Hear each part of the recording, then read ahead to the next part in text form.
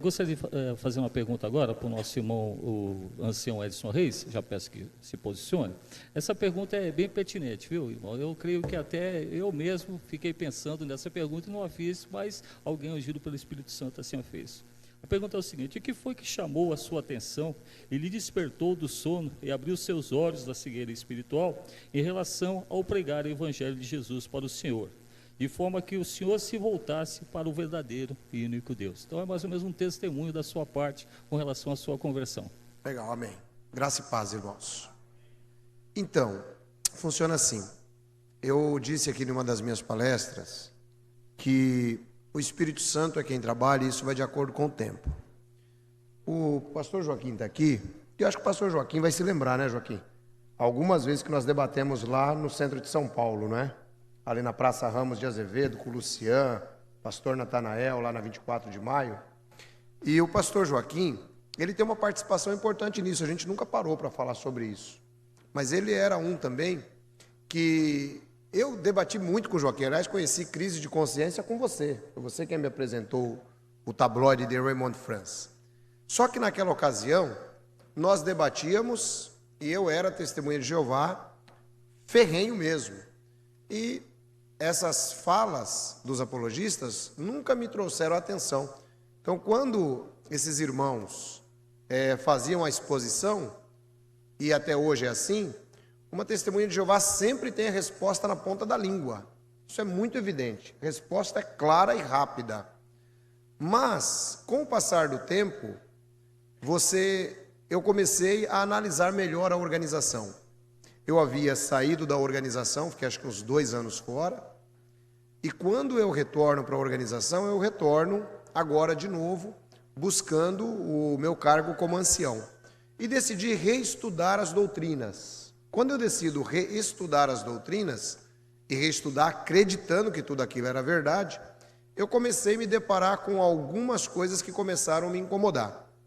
Eu, então, comprei uma Bíblia Almeida e passei a reanalisar aquilo que eu cria. Comecei a pesquisar o livro do Raymond France e comecei a entender que tudo aquilo que eu havia crido durante toda a minha vida estava comprometido. Mas, no mês de junho de 2004, a Sentinela, 15 de junho, ela lança um artigo sobre frações de sangue. E esse é um ensino muito controverso da parte das testemunhas, porque a testemunha de Jeová entende que não pode tomar sangue. Só que, devido a processos, devido ao politicamente correto, o que é que o corpo governante faz?